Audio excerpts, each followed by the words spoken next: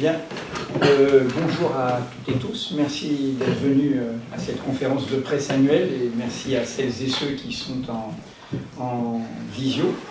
Comme on en a l'habitude, Mediapart va vous présenter tous ces chiffres, tous ces résultats en toute transparence. Et vous avez une petite brochure qui les résume. Et donc nous allons à plusieurs voix vous expliquer tout ça. Je fais juste un petit mot d'introduction. Donc nous avons 15 ans cette année. Et ces 15 ans, c'est au fond une histoire assez exceptionnelle qu'il faut souligner, puisque dans l'histoire de la presse, se retrouver en 15 ans au niveau où est Mediapart, je ne crois pas que c'est de précédent. Aujourd'hui, comme vous le savez, puisque vous êtes des spécialistes des médias, Mediapart est dans le quintet de tête de la presse en abonnement numérique, sachant que les abonnements numériques sont l'essentiel de notre modèle économique dans le secteur de la presse d'information. La presse papier, dans la presse quotidienne, est totalement résiduelle. On évalue au maximum 150 000 exemplaires en moyenne par jour ce que diffuse, ce que vend la presse quotidienne nationale. Donc Mediapart est dans un quintet de tête où il y a Que Choisir, où il y a L'Équipe, où il y a Le Figaro, où il y a Le Monde. Si on enlève un magazine spécialisé, Que Choisir, nous sommes dans le quatuor de tête. Si on enlève le quotidien sportif et qu'on s'en tient à ce qui est notre domaine, la presse généraliste d'information politique et générale, c'est notre définition devant la commission paritaire des publications et agences de presse, Mediapart en 15 ans est dans le trio de tête. Et il est dans le trio de tête avec une vérité de ses chiffres, de notre nombre d'abonnés, qui est totalement intègre, puisque l'équipe l'a communiqué et pas les autres.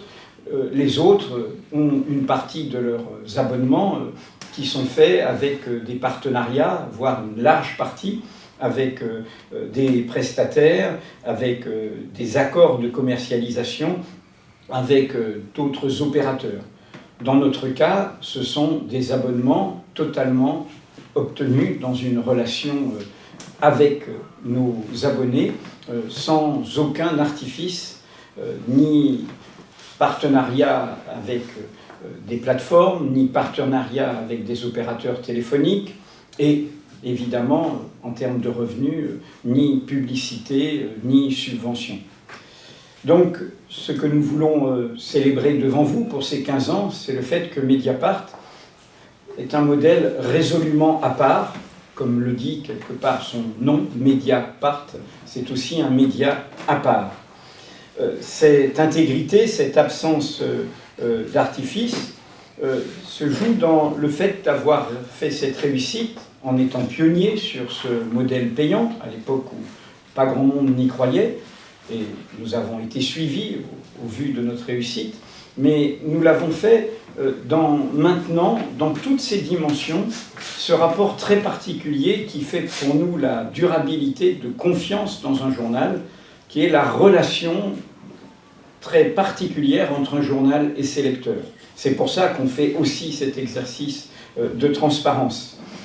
Nous ne sommes pas simplement dans une relation commerciale avec nos abonnés, c'est aussi une relation participative, une relation où ils peuvent intervenir. Nous sommes un journal totalement participatif, une relation où nous sommes à leur écoute, une relation où nous créons du lien, où nous créons de l'affection entre un journal, entre son équipe et son public, à l'image de ce qui vous sera présenté sur notre 15e anniversaire, où nous allons tourner toute l'année en région, et pas seulement à Paris, dans des rencontres avec notre public. Donc voilà, un journal à part qui a cette réussite sans aucun artifice. Deuxièmement, un journal qui a su, pendant ces 15 ans, sanctuariser son indépendance de façon à être totalement à l'abri de quelque mésaventure que ce soit, en termes de capital, en termes d'intervention dans le capital, en termes d'intérêts extérieurs, en termes de problèmes internes liés à une succession. Mediapart est, vous le savez, sous la protection du Fonds pour une presse libre via la Société pour la protection de l'indépendance de Mediapart. Et comme vous le verrez dans ce qui vous sera détaillé, nous sommes d'autant plus dans cette indépendance sanctuarisée qu'avec les résultats exceptionnels de ces dernières années, nous vous annonçons qu'il n'y a plus aucun endettement via la SPIM, que tout ce qui avait dû être emprunté à la banque pour faire cette opération de transmission à une structure à but non lucratif a été remboursé. Et donc nous avons un journal qui n'a aucun endettement d'aucune sorte, même via ceux qui protègent son indépendance, la SPIM et le FPL. Les résultats vont vous être présentés, comme nous le faisons chaque année, de 2022. Ils vont vous montrer que malgré un contexte difficile, défavorable, que toute la presse connaît, après une année présidentielle qui a été décevante en termes de dynamique du débat public, et après une sorte de creux que vit en partie l'information après les 2 années particulières liées à la pandémie, eh bien Mediapart montre au contraire la solidité de sa rentabilité, la stabilité de son modèle. Enfin, dernier point d'introduction, tout cela se fait dans un contexte où, de la même manière que nous avons veillé à l'intégrité de notre modèle, à la cohésion de notre équipe et de tous ceux et celles qui font Mediapart. Il n'y a pas que des journalistes dans un journal, il y a des informaticiens, il y a des gens du marketing, il y a des gens de l'administration, et c'est tout cela qui fait Mediapart au service des mêmes contenus. Eh bien, nous avons veillé en même temps à organiser la transmission entre les fondateurs et l'équipe. Nous savons tous que depuis le début, nous étions attendus au tournant sur cette question et nous avons toujours veillé à le faire de manière collective. Comme vous le savez, le directeur éditorial emblématique de la création de Mediapart, François Bonnet, a pris sa retraite et est aujourd'hui le président du Fonds pour une presse libre. Marie-Hélène Smiéjean, qui était notre directrice générale fondatrice, prend sa retraite à la date où je vous parle, ce mois-ci.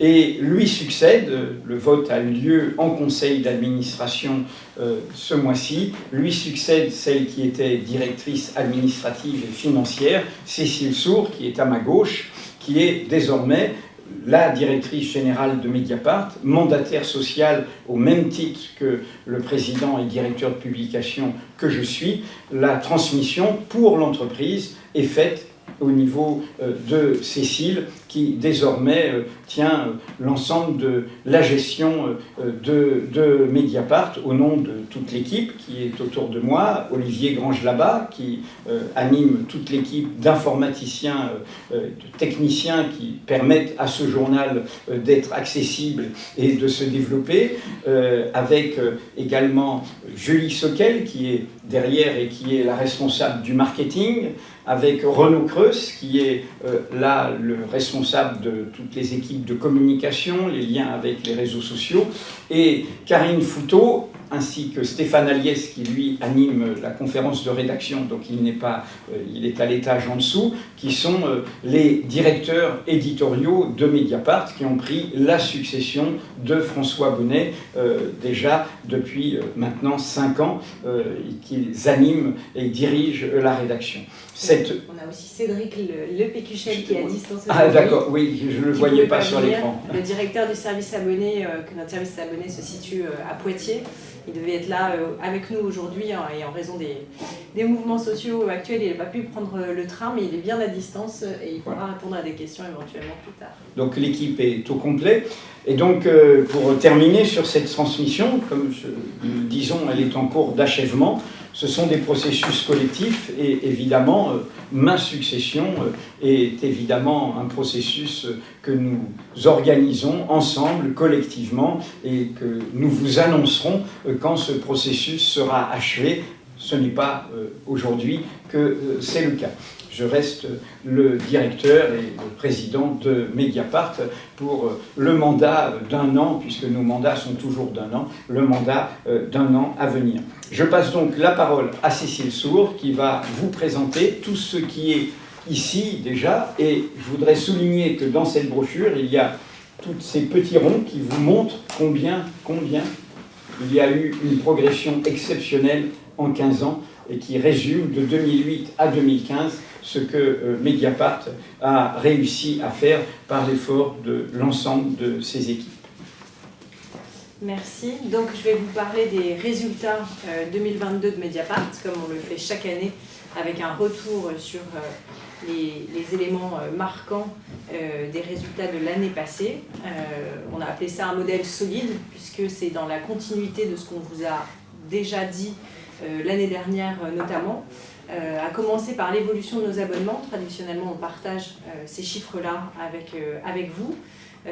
On se maintient sur une stabilité au-dessus des 200 000 abonnés individuels, précisément 202 112 au 31 décembre 2022, auxquels s'ajoutent environ 8 000 abonnements collectifs, ce qui en affichage nous fait environ 210 000 abonnés payants à la fin de l'année 2022. Donc on vous avait déjà dit l'an dernier, pour ceux qui étaient là, qu'on se réjouissait de cette stabilité après des années exceptionnelles en acquisition, qui ont été notamment l'année 2020 et un petit peu l'année 2021. On se réjouit aussi, et c'est pour ça qu'on a mis ce trait qui montre qu'il y a une progression assez linéaire finalement si on isole les années 2020 et 2021 qui ont été exceptionnelles en recrutement pour nous comme beaucoup d'autres acteurs de la presse numérique notamment. Si on isole ces 2 années-là, on est sur une progression de notre nombre d'abonnés assez linéaire, ce qu'on trouve encourageant pour la suite, malgré un contexte plus difficile comme l'a évoqué Edoui en introduction. On pense que nous avons encore des marges pour aller recruter et convaincre de nouveaux abonnés. Et on se réjouit de terminer l'année 2022 au-dessus des 200 000 abonnés individuels. On continue de penser qu'on a un lectorat fidèle, des gens qui sont abonnés depuis longtemps, des gens qui continuent de nous faire confiance et d'avoir envie de lire ce qu'on écrit et ce qu'on produit. Au point de vue de l'acquisition, on est sur un niveau d'acquisition relativement stable, puisque en 2021, on avait environ 50 000 nouveaux abonnés, c'est-à-dire c'est des gens qui ne se sont jamais abonnés, qui se sont abonnés pour la première fois à Mediapart. Et en 2022, on est à 47 000 nouveaux abonnés. Donc, dans ce contexte où l'acquisition et le recrutement sont devenus un petit peu plus compliqués pour de nombreux acteurs de la presse, on se réjouit d'avoir ce niveau d'acquisition qui demeure à un niveau élevé.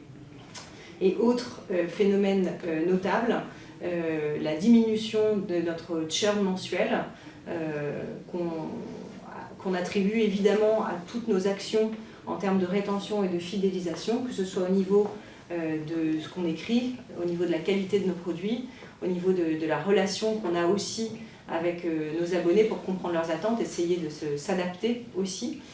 Donc on a un niveau de churn qui est en réduction sur l'année 2022. Vous ne pouvez pas donner le taux de churn? Non, on ne communique pas dessus habituellement.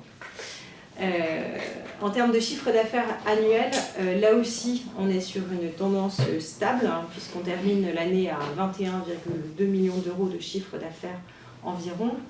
Je précise pour celles et ceux qui ne le savent pas forcément que notre chiffre d'affaires est composé à 98% des abonnements individuels de nos lecteurs et de nos lectrices, les 2% restants étant constitués par à la fois les abonnements collectifs, mais aussi les agrégateurs de contenu, le CFC, mais c'est de manière très marginale. Donc vraiment, seuls nos lecteurs et nos lectrices peuvent nous acheter, reste complètement vrai à l'heure actuelle.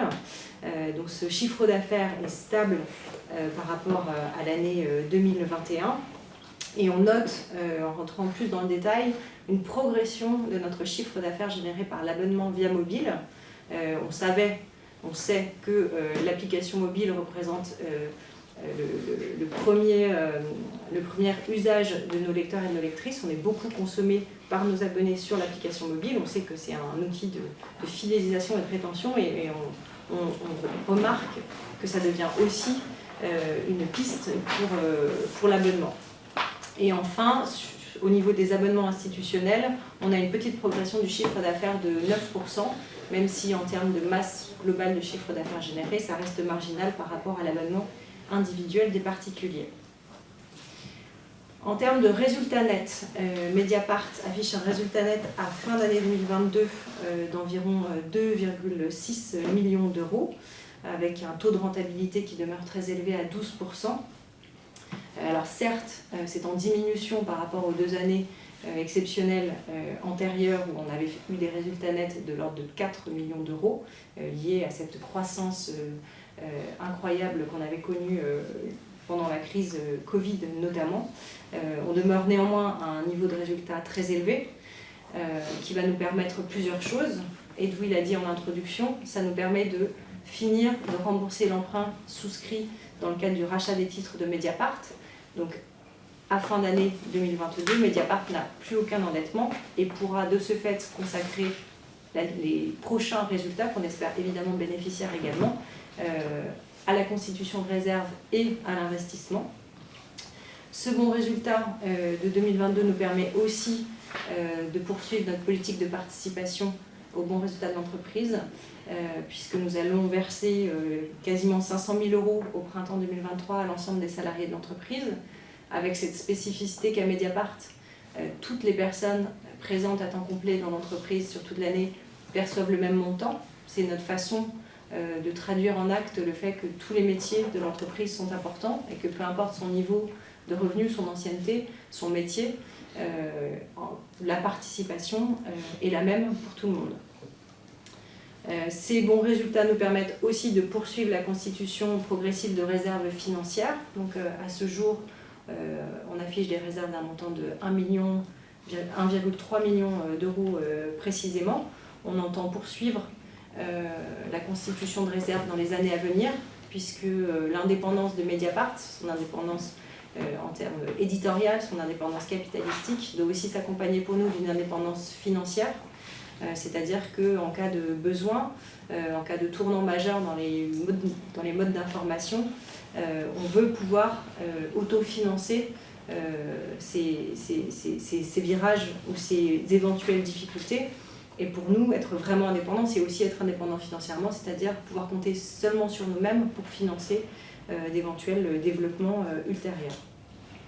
Et comme on le rappelle souvent, les bons résultats de Mediapart nous permettent aussi de poursuivre une politique de réinvestissement constante. Ça a été le cas depuis plusieurs années. On réinvestit à la fois dans des projets, dans des ressources humaines supplémentaires, des nouveaux métiers, des renforcements dans certains secteurs de l'entreprise. Et on entend continuer ça pour continuer à être en dynamique et en mouvement. Quelques mots sur l'équipe de Mediapart également. On affiche 139 équivalents temps plein à la fin de l'année 2022. Donc on est encore en petite progression par rapport à 2021, mais on voit que la progression des effectifs se ralentit doucement, ce qui est notre souhait et notre choix. On est toujours dans des proportions, alors pas tout à fait 50-50, mais on tourne toujours un petit peu autour de cela, journalistes, non journalistes, parce qu'on considère qu'un bon journal, c'est des bons journalistes qui produisent des bons contenus, et puis c'est tout un tas d'autres métiers qui sont tout aussi importants et qu'on accompagne dans l'entreprise. Quelques mots sur la politique sociale de Mediapart, parce que c'est là aussi quelque chose qui nous distingue d'un certain nombre d'autres entreprises de presse. On a un dialogue social via le CSE qui est très nourri, des réunions mensuelles, parfois plus souvent quand le besoin se fait sentir. On a une politique salariale qui est aussi très particulière. D'abord, un écart de salaire entre le plus haut salaire de l'entreprise et le plus bas salaire de l'entreprise qui est de l'ordre de 3,37. C'est quelque chose auquel nous sommes très attachés. On a aussi une politique d'augmentation automatique des salaires, c'est-à-dire qu'on refuse de mettre les salariés en concurrence les uns avec les autres, de leur donner des objectifs individuels qu'ils devraient remplir pour ensuite venir négocier leur augmentation auprès de leurs responsables hiérarchiques en fin d'année. Donc on est sur une politique d'augmentation régulière et automatique qui n'a pas besoin d'être ni justifiée par des bons résultats individuels, ni négociée avec son supérieur hiérarchique. Et enfin, et ça on a tenu à le souligner parce que c'est une année très particulière, nous avons l'habitude de répercuter l'inflation sur les salaires depuis 10 ans. Et cette année, nous avons maintenu cet effort, qui est un effort financier très important pour l'entreprise, et nous avons augmenté tous les salaires de 6,2% en janvier 2023, qui est l'indicateur INSEE à fin novembre 2022. Donc il y a eu à la fois des augmentations automatiques et l'inflation.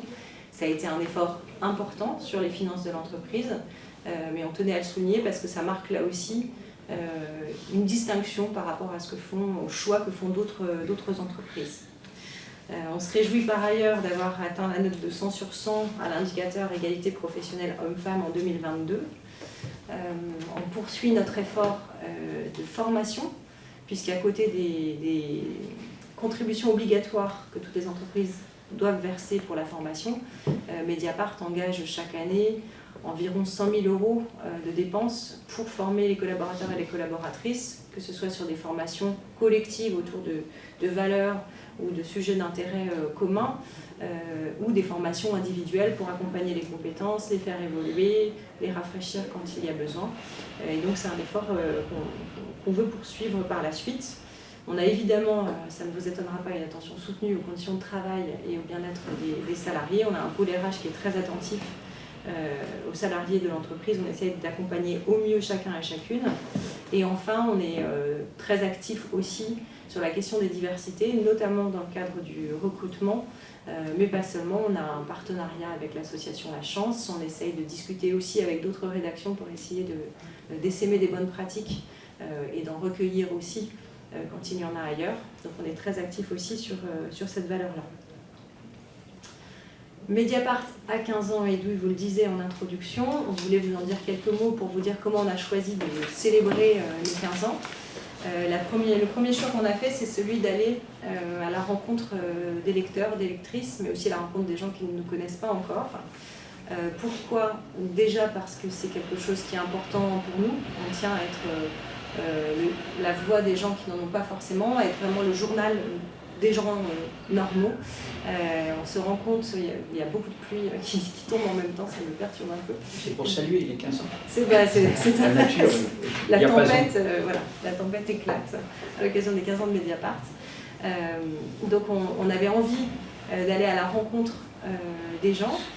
On s'est aussi aperçu l'an dernier, lors de la tournée du documentaire Media Crash, que les salles étaient combles, qu'il y avait beaucoup de gens, une grande diversité de personnes, beaucoup de jeunes, des gens qui se posent des questions, des gens qui ont envie de discuter. Et Mediapart est là pour ça aussi. Donc on a choisi de faire 15 ans, 15 villes. Donc on aura le traditionnel festival au mois de mars au 104, le 25 mars prochain, au 104 toute la journée, gratuit, ouvert à toutes et tous. Ce sera le premier événement. Et ensuite on va décliner ça dans 14 autres villes de France et de Belgique, puisqu'on va aussi à Bruxelles, sur le reste de l'année, à raison de 2 rencontres par mois, qui prendront la forme à la fois de tables rondes où on viendra parler de journalisme, d'impact et d'utilité publique, mais aussi de discussions directes avec les gens qui viendront nous voir pour les entendre leurs attentes, leurs inquiétudes aussi dans le monde qu'on connaît actuellement, et se nourrir de tout ça pour continuer de faire un journal qui leur parle. On a aussi décidé de faire une campagne de communication pour parler de l'utilité et de l'impact de Mediapart à l'occasion de ces 15 ans. On en fait quelques fois. Cette année, on avait envie de dire, autour du slogan « Sans nous, vous ne l'auriez pas su », de parler des révélations qu'on a pu faire depuis 15 ans pour montrer que le journalisme que l'on pratique à Mediapart, rigoureux, minutieux, qui va au fond des choses, vérifié, a permis un certain nombre de révélations, et que si Mediapart n'avait pas été là, ces informations n'auraient pas été connues et sues. Donc on a décliné ça en un certain nombre d'affiches qui reprennent des révélations un petit peu emblématiques de Mediapart. Ça va se décliner à la fois évidemment sur les réseaux sociaux, vous vous en doutez, mais aussi à partir de jeudi dans un certain nombre de gares, à partir de la semaine prochaine dans les métros parisiens, et ensuite ces affiches seront aussi déclinées ville par ville. Dans toutes les villes où nous passerons, nous essaierons de faire une campagne de communication pour parler en fait de l'utilité de Mediapart. Et le petit clin d'œil, le petit sourire qu'on veut vous partager aujourd'hui, c'est que certaines des affiches, certains des slogans n'ont pas trouvé écho auprès des régies publicitaires dans lesquelles on a essayé de les inscrire. Donc on a dû renoncer à certains slogans. Alors, ça fera l'objet d'un billet de blog qui racontera tout ça plus en détail. Mais ça nous a fait réaliser que notre indépendance est aussi nécessaire pour ça. Dès lors qu'on a besoin des autres pour parler de nos contenus, pour diffuser nos messages, on se heurte à des difficultés. Et ça nous a rappelé, voilà, comme un petit sursaut, à quel point notre indépendance est nécessaire pour faire passer nos messages auprès de toutes et tous. Je vais désormais passer la parole à Olivier, directeur produit et technique, qui va vous parler d'un des gros chantiers, un des gros postes d'investissement pour Mediapart dans les années à venir. En effet, donc on lance un projet de refonte de notre système éditorial. Le système éditorial, c'est l'endroit où on entrepose nos contenus, les articles, mais aussi les dossiers, les unes, et également tout ce qui permet de manipuler ces contenus et donc les mettre en ligne sur une une, voilà, les regrouper dans des dossiers, etc. Ce système, en fait, a été mis en place il y a 15 ans maintenant, au début de Mediapart, et donc est à la fois très ancien, mais aussi est très endetté parce qu'on a procédé à des touches, des modifications au fil des ans, ce qui a conduit à la situation dans laquelle on est aujourd'hui, qu'on a essayé d'illustrer avec ce que pourrait être la photo d'un ou d'une dev en train de travailler sur notre système éditorial. Donc un assemblage qui est devenu très, très fragile, en fait. Donc on a ce projet qui va se lancer avec des enjeux, un enjeu technique, de simplification de tout ça, mais aussi un enjeu d'innovation, en fait, parce que quand sur le site ou l'application on propose un encadré de résumé, c'est des développements qui sont sur le site, sur l'application, mais qui sont aussi dans notre système éditorial, dans ce qu'on appelle un CMS, pour que la rédaction puisse écrire ce résumé. Donc, derrière, les enjeux ne sont pas seulement des enjeux techniques, mais aussi des enjeux d'innovation. In fine, il s'agit de proposer un meilleur journal à nos abonnés. Quel est votre SMS actuel? C'est Drupal, et une vieille version de Drupal. Une version qui est Drupal 6. Donc c'est un Drupal 6, mais qui a été modifié. Qui a été bien torturé. C'est ça, qui a été bien torturé, donc voilà, qui nous amène à la situation dans laquelle on est aujourd'hui de presque blocage de ce point de vue-là. Donc on lance ce projet avec voilà, cette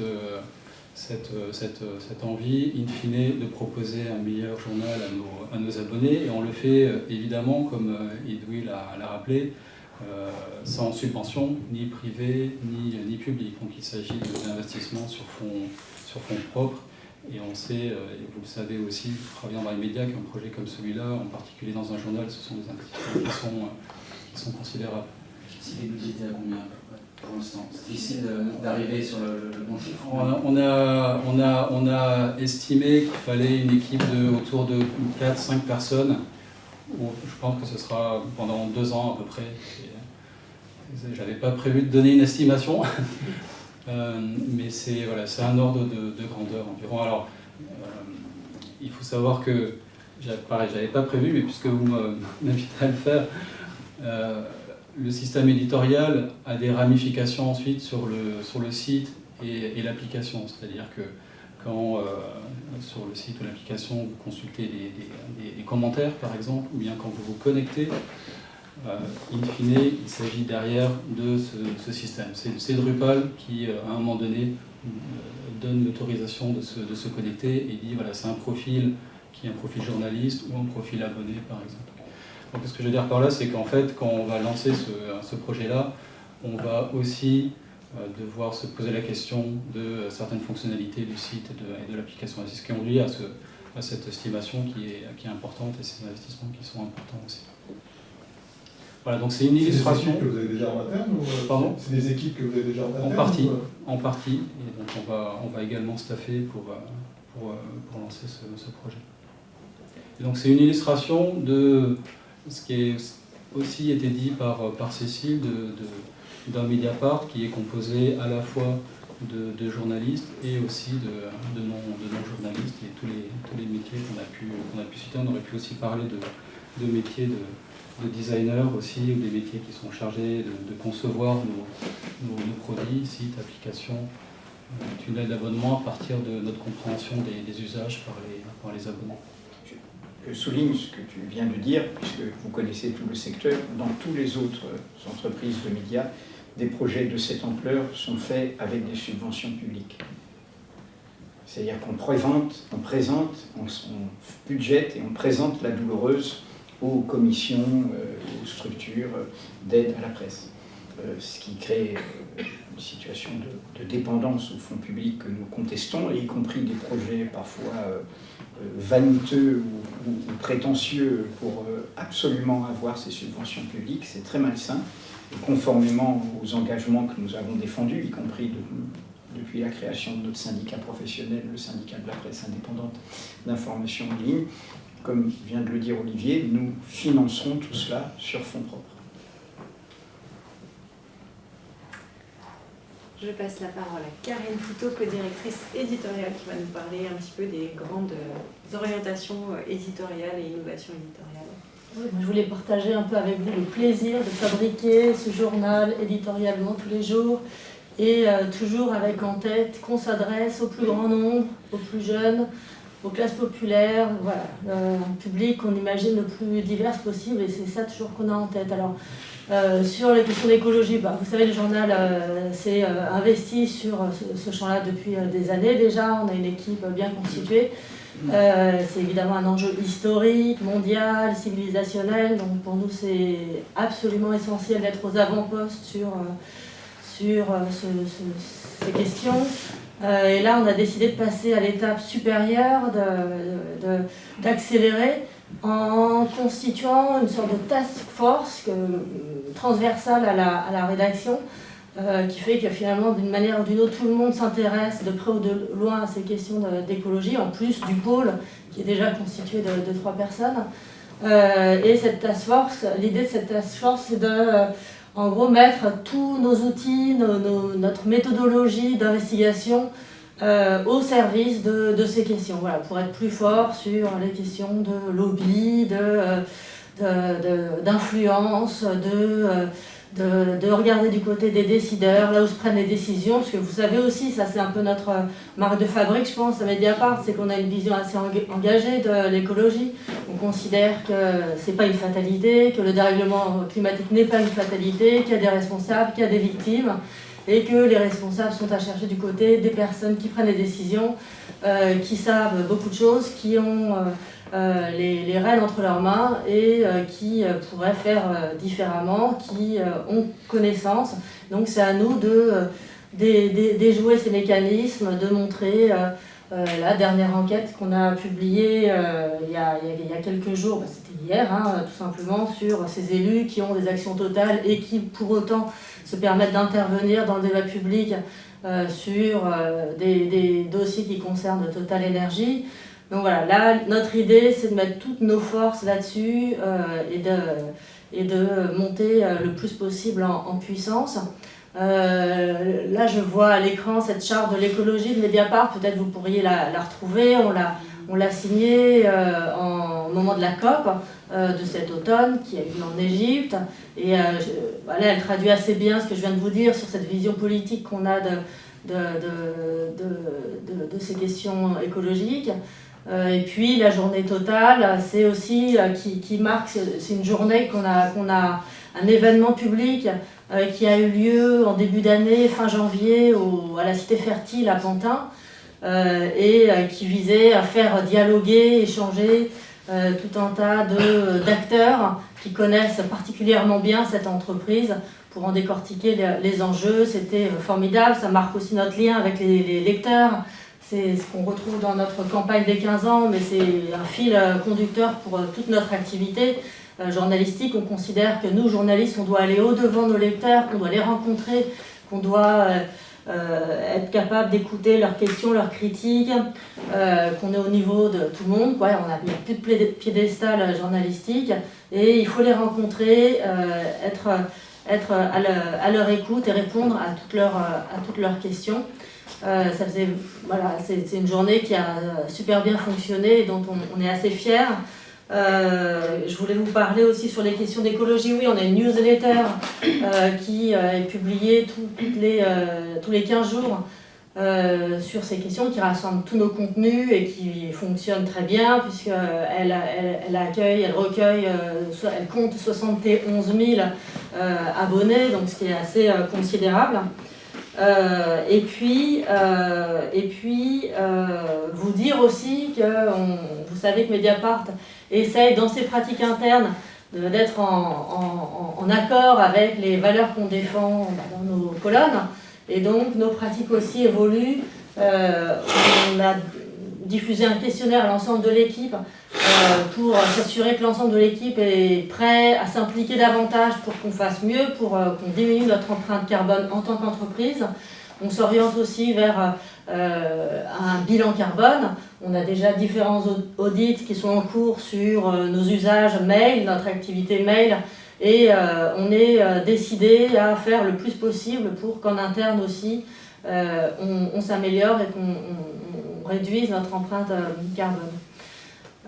Peut-être que je peux vous parler d'autres innovations éditoriales qui sont dans les tuyaux, peut-être pour certaines que vous avez déjà vues, qui sont déjà diffusées.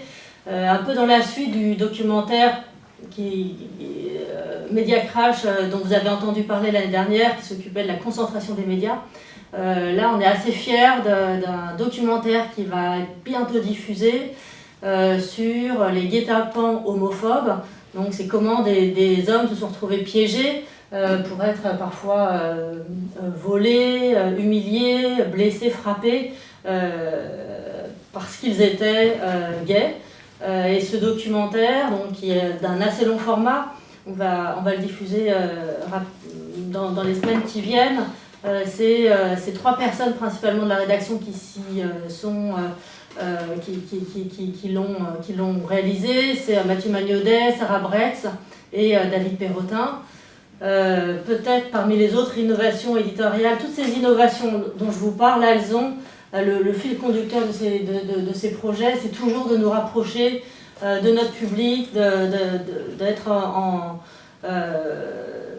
et notamment des plus jeunes. Là, vous voyez, abonnez-vous, c'est notre nouvelle émission Twitch qui diffuse tous les lundis à 19h. Alors, exceptionnellement, hier soir, je vous en parlerai, parce qu'on a fait une énorme soirée en lien avec le mouvement social. Donc, ce soir, elle aura lieu exceptionnellement mardi, mais donc c'est tous les 15 jours, cette émission Twitch, abonnez-vous, qui est animée par Tariq Safraoui et Anna Ferrer, et dont l'objectif est de raconter un peu les coulisses de la rédaction. Là, c'est pareil, l'objectif c'est de nous rapprocher de nos lecteurs, et on n'a rien à cacher, la transparence, toutes les questions peuvent être posées, et c'est des moments aussi assez joyeux pour raconter la manière dont on fonctionne. Rend la joie, c'est aussi une nouvelle émission vidéo qu'on vient juste de lancer avec Kémis, qui est une autrice, qui est une militante afroféministe qui essaye de raconter comment, et en invitant elle-même des auteurs et des autrices, on peut faire du militantisme en le faisant de manière différente, engagée et joyeuse. Alors sur un autre registre, une nouvelle émission aussi que vous avez peut-être déjà vue, complètement en lien avec la guerre en Ukraine, qu'on appelle Retex, qui est animée par Fabien Escalona et Justine Brabant. Là, il s'agit de déplier les questions militaires et à notre manière, c'est-à-dire avec un regard critique et progressiste en qu'à faire, ce qui n'est pas forcément évident sur ces questions qui sont en général réservées à un petit cénacle de spécialistes plutôt conservateurs. Et puis on évoque aussi là, cette série documentaire d'entretiens qu'on a fait avec l'historienne que vous connaissez, Michel Perrault. C'est notre manière aussi de faire du journalisme patrimonial, de garder des traces de personnes qui sont déterminantes dans un champ, et là c'est le champ féministe, spécialiste de l'histoire du féminisme, féministe elle-même. Et puis je voulais vous parler aussi dans nos innovations éditoriales, parmi celles dont on est le plus fier, de cette nouvelle collection qu'on sort avec la maison d'édition Le Seuil, donc, qui s'appelle En quête de sens, cette collection, et qui va se traduire par un premier numéro qui va s'appeler La haine ordinaire, diriger ce numéro, ce livre par Mathilde Mathieu, qui rassemble en fait toutes nos chroniques qu'on avait déjà publiées au cours de la présidentielle et là qui ont été retravaillées sur les questions de racisme, d'antisémitisme, d'islamophobie et ce que ça fait aux personnes directement concernées. Alors ça, ce sera en mai, si je ne me trompe pas, et puis en juin, notre livre 15 ans, les 15 grandes enquêtes de Mediapart, donc pareil, dans cette collection Enquête de sens, au Seuil, qui est co-dirigée par Fabrice Arfi et Michael Agenberg, et qui rassemble quelques-unes, enfin 15, de nos enquêtes les plus emblématiques, ont été faites, la sélection a été faite aussi avec nos abonnés, avec nos lecteurs, puisqu'il était possible en ligne de choisir, de voter pour les enquêtes que les lecteurs, les abonnés souhaiteraient voir figurer dans ce livre. Et puis peut-être pour terminer, je voulais vous parler de ce qu'on sait faire à Mediapart, c'est notre manière d'être dans le mouvement social, d'être engagé, d'être en écho, en résonance avec la société, puisque ça fait partie de nos forces et puis nos désirs pour la suite, de continuer d'être toujours au diapason de la société civile. Et la taille du journal et de l'équipe fait qu'on est toujours capable de produire des émissions comme celle qu'on a diffusée hier. Je crois que c'est plus de 3 heures, on a commencé à diffuser à 19h, on a fini vers 23h30. 40 invités, on a organisé ça en 3-4 jours à la suite d'une conférence de rédaction où on a eu l'envie d'être plus présent, plus fort, plus en écho, et on a réussi à mettre ça en place. C'était formidable, je vous invite à la regarder. Des projets comme ça, on est capable de les mettre en œuvre parce qu'on est une équipe très soudée, qui s'entend, qui s'écoute, où le lien entre la rédaction et le reste de l'équipe est constant. D'ailleurs, en ce moment a lieu la conférence de rédaction, comme tous les matins, 10h, et l'ensemble de l'équipe est invité à cette conférence de rédaction. On essaie de faire en sorte que les gens ne travaillent pas dans leur rail, qu'on soit tous ensemble, qu'on vise le même objectif. Et c'est vrai qu'hier, ça nous a remis dans une dynamique assez forte, et on est content toujours de voir quand l'équipe s'est partagée et est capable de produire, de réaliser des projets, de les mettre en œuvre et de les diffuser assez vite et dans des conditions assez exceptionnelles. Nous en avons terminé de notre présentation, donc vous pouvez à votre tour nous poser des questions si vous souhaitez approfondir certains sujets. Comment on Alors, fait ça En vidéo, vous pouvez vous inscrire sur le chat et on va vous donner la parole. En visio, Voilà. vous pouvez vous inscrire sur le chat et on vous donnera la parole, puisque je répète plus fort ce que vient de dire Renaud derrière moi. J'ai une première question peut-être pour commencer. Jean-Michel Demarquis de MyMedia. Pour rebondir sur ce que vous venez de dire, par curiosité, est-ce que les non-journalistes qui assistent à la conférence de rédaction participent de manière active, de manière discrète, ou pas du tout? Ils sont complètement invités à le faire. On aimerait qu'ils participent encore plus, et souvent ils le font, et quand ils le font, c'est toujours très utile. Donc pour nous, c'est vraiment important en fait. C'est le moment où on est tous ensemble et on vise l'objectif du journal, c'est-à-dire faire le meilleur journal possible chaque jour. Donc c'est cette dynamique qu'on doit enclencher, c'est la responsabilité de la direction éditoriale de faire en sorte que cette dynamique ait lieu. Et oui, à chaque fois que des opérationnels non-journalistes prennent la parole, c'est toujours décisif, important pour nous de les écouter, de les entendre et d'avoir leur regard. Ouais. C'est la question plus opération, en tout cas plus business, sur les activités. Mediapart en anglais, quelle est la proportion des contenus qui sont traduits approximativement et ça représente quelle audience? Alors sur les contenus traduits, c'est à peu près 4-5 par semaine. On travaille avec une équipe dédiée, en fait c'est des anciens du Guardian qui nous ont proposé, ils sont venus vers nous, et ça remonte à un certain temps déjà, 2010, ce ça fait partenariat. 13 ans cette année. Voilà, et ils choisissent eux-mêmes les contenus qu'ils vont publier, parfois on leur donne quelques idées, mais enfin, on a complètement les mêmes, on est sur la même longueur d'onde, on est en contact permanent avec eux, ils sont à Paris. L'audience, alors ça en revanche je ne l'ai pas en tête. Parce que Julie, toi tu saurais répondre. Je pourrais regarder, parce que je n'ai pas les chiffres en tête, mais c'est une toute petite part de notre audience. En fait, elle n'est pas comptabilisée dans les chiffres qui vous sont communiqués dans le carnet. Il s'agit simplement de l'audience France, enfin en tout cas du site Mediapart en version française et de l'application mobile. Après, la version English et la version espagnole représentent une toute petite part de l'audience. Je vais la faire. Pour compléter la réponse, en fait, c'est traductions en anglais. En anglais, c'est plus que des traductions, c'est même un travail éditorial qui est fait en mise en forme à l'anglo-saxonne de nos articles. Et la version espagnole, c'est le partenariat avec InfoLibre. Au départ, et pour l'instant, c'est toujours plutôt des versions de notoriété, pour que des personnes, par exemple des confrères qui s'intéressent aux enquêtes de Mediapart ou à ce qu'est Mediapart, qui sont correspondants de la presse étrangère, puissent nous lire dans leur langue.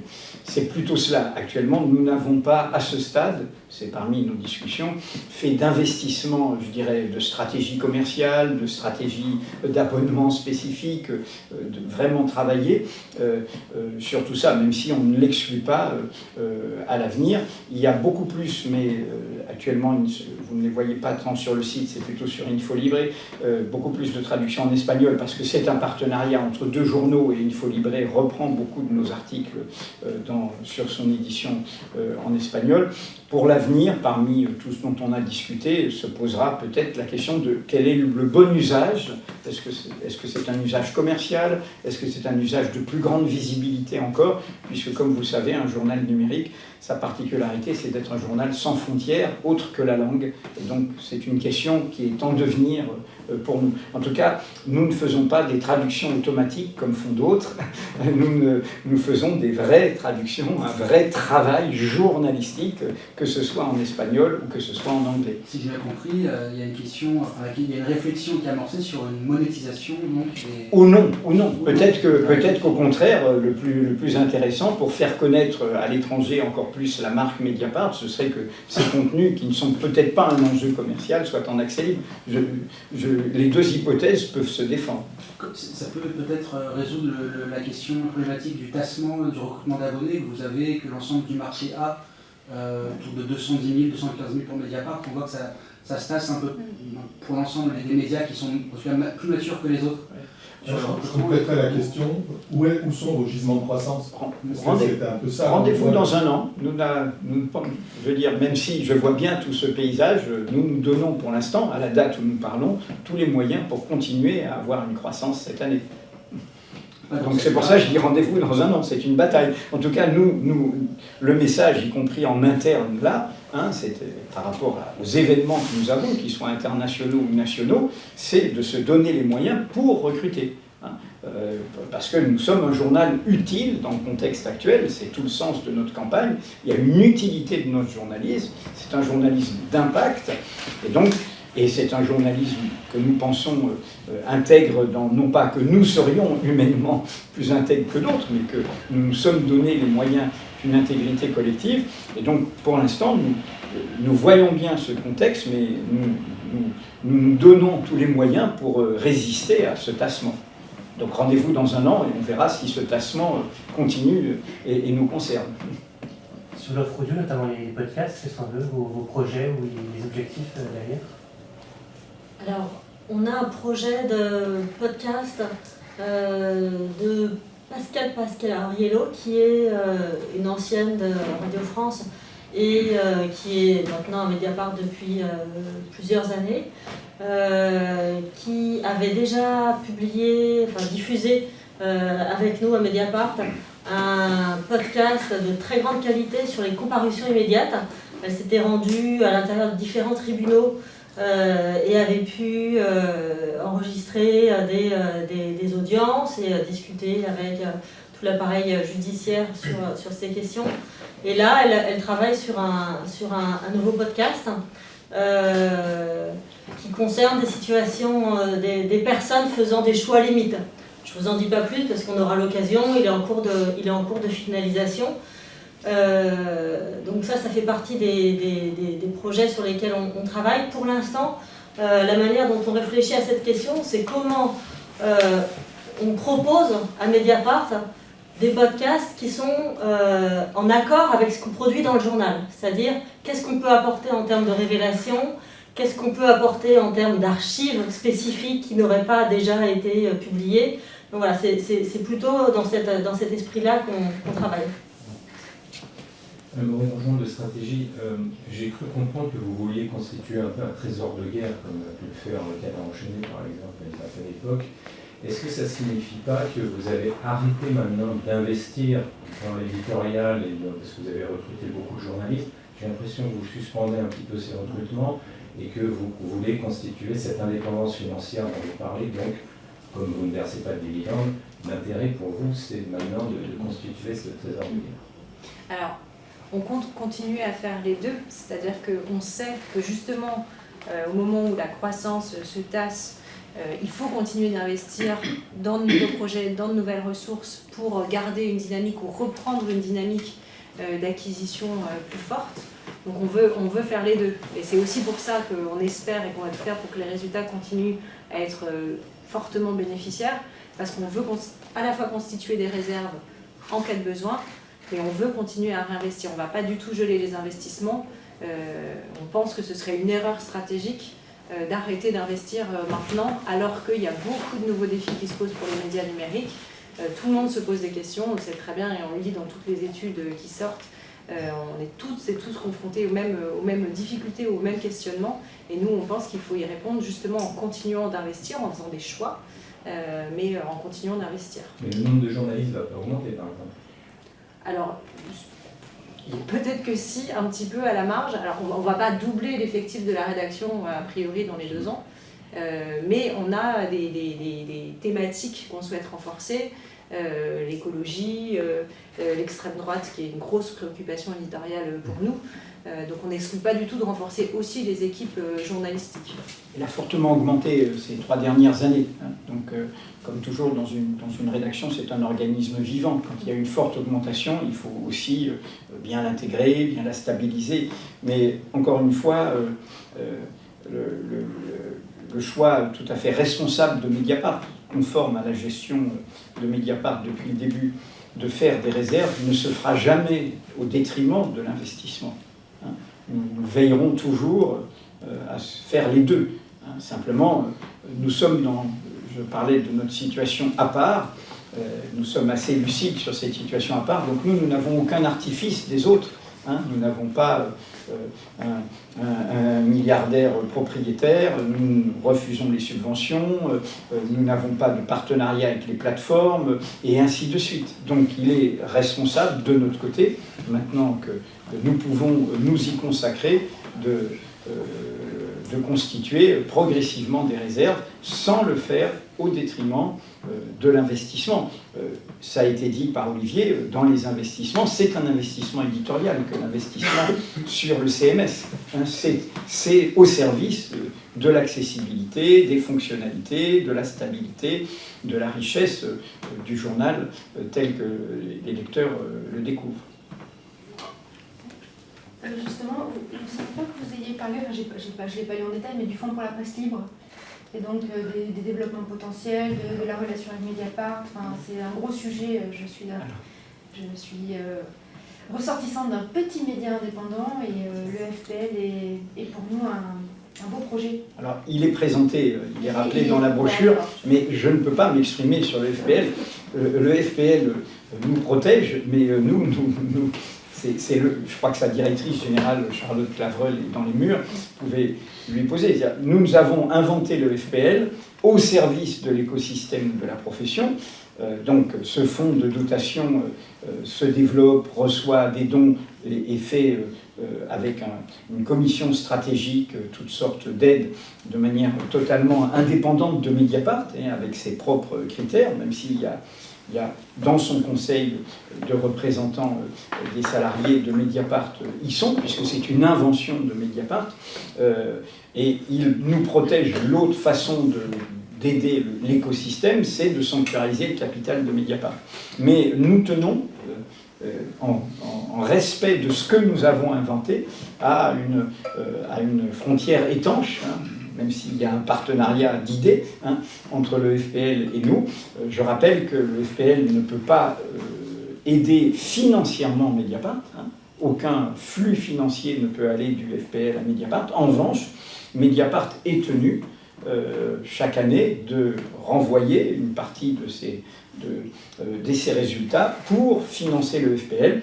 Ces dernières années, cela a été chaque année 100 000 euros. Je ne sais pas si cette année c'est à nouveau 100 000 euros ou... C'est 101 000 euros. 101 000 euros. Donc ça augmente un peu. Voilà. Et donc chaque année, nous contribuons via cette contribution au FPL à l'écosystème général de la profession. J'insiste sur le travail qui est fait par le FPL d'expertise. Vous le voyez sur son site, sur l'état, sur les modèles. Et c'est vraiment très grand travail qui a été fait. Et depuis qu'il n'est plus à Mediapart, qu'anime François Bonnet en tant que président du FPL. Concernant vous avez évoqué des campagnes qui ont été refusées par des régies publicitaires. Est-ce qu'on peut savoir quelle régie et quelle campagne qui a été les messages qui ont été refusés? Teasing, c'est dans un billet de blog. C'est dans un billet, mais en fait, ce qu'a montré Cécile tout à l'heure, c'est une partie des messages qu'on voulait proposer, qui était en fait, l'idée c'était un peu de sortir de la campagne un peu purement institutionnelle avec juste un slogan. On voulait un peu apporter la preuve que c'est via nos informations qu'on peut prouver en fait pour ce message.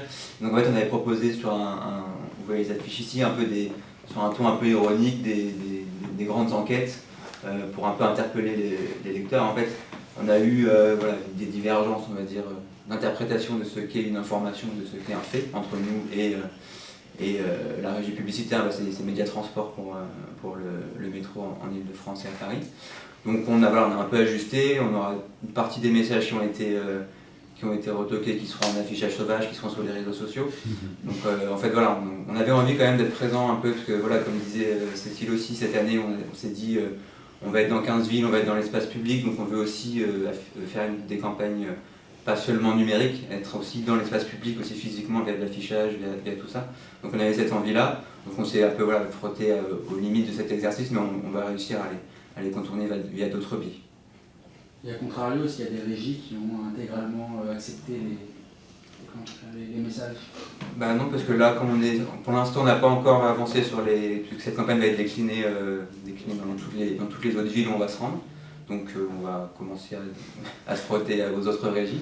Mais pour l'instant, en Ile-de-France, on a dû s'adapter un peu pour l'affichage et également on voulait faire des spots radio ou en pré-roll sur des podcasts. Donc pareil, on a dû un peu revoir ça. Donc c'était changer un peu les messages. Voilà, changer un peu les messages. Donc c'est la première fois qu'on fait cet exercice d'affichage urbain ou de radio. Donc on découvre aussi qu'il y a des différentes interprétations entre ce que nous on peut penser de ce qu'est une information, de ce qu'est un fait, et ce que des régies pub peuvent en penser.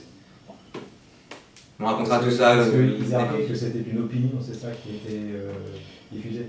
Oui, que c'était une opinion, que c'était trop politique, ou que comme ça n'avait pas été jugé, ou que c'était pas judiciarisé, on ne pouvait pas dire que c'était un fait. Donc voilà, c'était un peu sur cette thématique-là.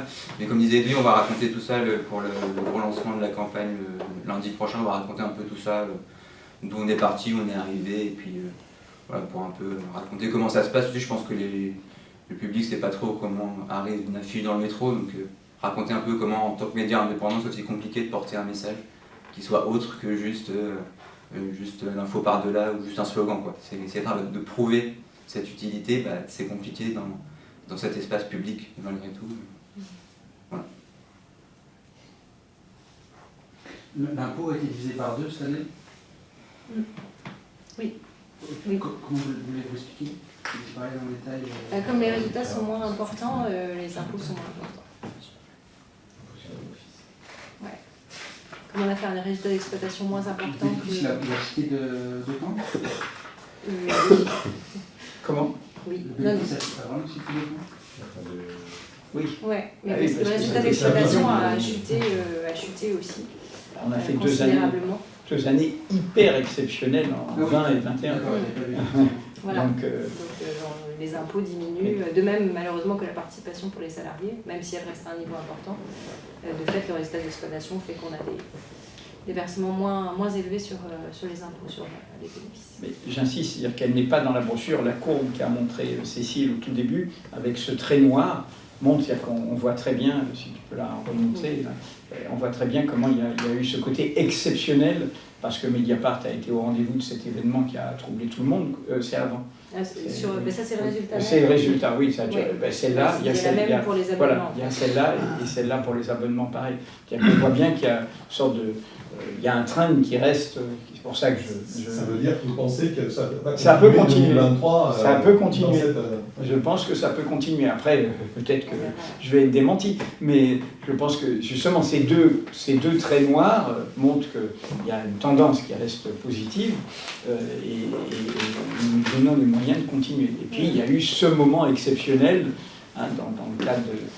Je rappelle juste pour que vous vous en souveniez, Mediapart a préempté un peu la situation créée autour de la pandémie avec nos révélations sur les masques, qui ont créé une sorte de très grande notoriété, y compris avec un public très différent, etc., qui explique sans aucun doute la force de notre progression de ces 2 années-là. Donc on va voir si on fait mentir la dépression que nous sentons autour de nous par nos propres moyens et notre façon de faire. Vous avez aussi un positionnement moins grand public, moins large que d'autres grands médias généralistes, plus engagés, plus ciblés sur certains thèmes, etc. Ça aussi, ça peut être un atout, mais c'est aussi un frein peut-être dans le recrutement et l'élargissement de la prospection, etc. Est-ce que vous y pensez à ça, ou vous restez focalisé sur les thématiques, le journalisme engagé, etc. Pour nous, c'est hyper important justement de ne pas nous banaliser, de ne pas devenir cette espèce de média mainstream. On tient absolument à nos valeurs, à notre manière d'aborder l'actualité et à la manière de nous distinguer. C'est vraiment l'objet de toutes nos discussions tous les matins, c'est de voir comment on peut faire événement, comment on peut se distinguer des autres. On ne veut absolument pas faire le même journal que les autres. Et on est convaincu que c'est par là qu'on arrivera. Qu'en fait, le public, on vise un public large, le plus large possible. Ça, il n'y a pas de doute là-dessus. Mais on pense que c'est justement en ayant une valeur ajoutée très forte, en assumant un point de vue sans le cacher, qu'on trouvera davantage d'abonnés, à la fois dans un public plus jeune qui a envie d'attraper, de comprendre, de décortiquer. On a le sentiment aussi que les valeurs qu'on porte et les thématiques journalistiques qui sont les nôtres et nos points forts sur les violences faites aux femmes, les questions d'écologie, les questions migratoires, tout ça c'est des sujets qui intéressent au plus haut point la jeunesse. Alors ça tombe bien. Ils sont prêts à payer. Est-ce qu'ils sont prêts à payer? Ils seront prêts à payer un jour, bien sûr. Bien sûr. Là, ils sont dans une phase d'acculturation, grâce à des émissions comme Twitch aussi, où on déplie nos manières de faire, on crée ce lien de confiance aussi avec eux. Donc là, c'est un moment qui est très important pour nous avec ce public. On le voit aussi lors de nos événements. Je vous parlais de la Cité Fertile sur la journée totale, où je vous invite aussi à venir à notre journée de nos 15 ans, le festival de Mediapart au 104, le 25 mars. Vous serez surpris de voir à quel point les salles sont combles de toutes sortes de jeunes, à partir de 17, 18, 19 ans, et puis aux personnes les plus âgées, donc des publics hyper divers, qui ont envie d'apprendre et qui sont, je crois, contents, satisfaits de voir qu'on leur parle vrai, qu'on n'essaye pas de leur vendre une information supposée objective, qui prendrait un peu de droite, un peu de gauche, et qui secouerait le tout, et on trouverait une sorte de juste milieu. Je pense que les lecteurs ont compris ça, qu'ils préfèrent qu'on mette à vue notre manière de réfléchir, nos méthodologies et notre engagement, et que c'est à partir de ça qu'ils vont chercher de l'information, qui puise de la réflexion. Et je pense que c'est ce qui fait qu'ils reviendront. Donc vraiment, ce qu'on cherche à éviter, c'est cette mainstreamisation un peu banale d'une information lambda, quoi. Pour aller en écho par rapport à votre question, notre objectif reste, et je pense que c'est ce que montre cette progression exceptionnelle dans 15 ans. Je rappelle que nous sommes en 15 ans dans le trio de tête par rapport aux 2 journaux traditionnels quotidiens de l'information politique et générale, Le Monde et Le Figaro, c'est d'être un journal populaire. Un journal populaire. Et les 2 leviers pour être populaire, c'est l'utilité de nos informations, qui rassemblent des gens de sensibilité et d'opinions différentes. Quand nous sortons l'affaire Perdriau, nous avons Rachida Dati, M. Retailleau, qui soutient Mediapart et qui retweet Mediapart. Et donc, nous sommes utiles. C'est le sens de notre campagne dès 15 ans. Nos investigations sont utiles. Par rapport à cela, et au côté mainstream de la concurrence, comme disait Karine, posez-vous la question des autres. Nous, c'est une sidération quotidienne. Qu'un journal comme Mediapart révèle, en pleine guerre d'invasion russe en Ukraine, qu'un ancien président de la République, Nicolas Sarkozy, a touché 300 000 € pour, en 2018, dire 3 phrases de soutien à Vladimir Poutine à Moscou, cette révélation n'est pas contestée, elle n'est pas reprise. Nous serions en Grande-Bretagne, à Berlin en Allemagne, nous serions en Italie, nous serions en Espagne, nous serions aux États-Unis, cette information, d'où qu'elle vienne, serait reprise. En France, elle n'est pas reprise. C'est un mystère pour nous. J'ai dirigé un autre journal qui s'appelle Le Monde. Si un concurrent sortait une information de cette ampleur, je dirais, elle est bonne, on la reprend. Pour moi, c'est une énigme en termes de culture collective de ces journaux. C'est-à-dire, ces faits-là, oui, il y a un ancien président qui a accepté de l'argent pour dire du bien d'un autre, de celui qui est responsable de cette invasion aujourd'hui, pour un déplacement à Moscou, etc. Donc, je dis ça sur l'ampleur, l'importance de ce journaliste d'impact. Et puis, le deuxième pilier qu'on a montré hier avec notre live, c'est pas un engagement au sens partisan, c'est d'être à l'écoute de ce qui bouge dans la société. Mediapart, Karine l'a rappelé, a été totalement en avance, et nous ne sommes pas les seuls, et heureusement, sur la révolution MeToo, sur cet ébranlement qui traverse tous les milieux, toutes les professions, et nous sommes au diapason de ça, comme nous sommes au diapason avec nos chroniques de la haine ordinaire, des stigmatisations, etc. C'est ça notre engagement. Notre engagement, c'est d'être à l'écoute. Un journal, il est au service de comment une société bouge, comment elle s'invente, selon dans l'égalité. Je dis souvent, quand on me demande qu'est-ce qu'est Mediapart, je dis Mediapart, nous sommes radicalement démocrates. Notre étiquette politique, c'est être radicalement démocrate. Ça veut dire que nous prenons au sérieux l'égalité naturelle. Nous naissons libres et égaux en droit, sans distinction de régime, de conditions, d'apparence, de croyance, de sexe, de genre. Et c'est ce qui nous motive. Et c'est ce qui se décline dans Mediapart, dans une époque où beaucoup, hélas, se laissent emporter. Parce que ce côté mainstream, c'est aussi celui où les opinions viennent tuer l'information, où il y a un blablabla des opinions, et y compris des pires, et y compris des plus abjectes, de celles qui sont contre l'égalité, contre ça. Et donc, je dis ça sur ce positionnement parce que je réagissais, je développais ça parce que je vois bien que ce côté mainstream, c'est une façon de dire comme si c'était à la marge. Nous ne sommes pas à la marge, nous sommes un grand journal populaire dont les informations sont utiles et qui est à l'écoute du bouillonnement de la société. Je peux rajouter aussi un mot en fait sur les. Effectivement, c'est un positionnement qui peut paraître un peu particulier, mais qui nous sert en fait parce que c'est ce qu'on observe en fait dans les questionnaires. On mène pas mal d'études en fait auprès de notre lectorat et on recueille notamment les motivations à l'abonnement. Et puis après, je parlerai aussi de ce qui pousse, de ce qui est communiqué en tout cas dans le cadre de la résiliation. Et à aucun moment, en fait, on nous parle de l'engagement, en fait, au moment de la résiliation, de ce qui pourrait... on nous parle, comme à mon avis, dans pas mal de médias, du manque de temps, du prix, de l'inflation, voilà.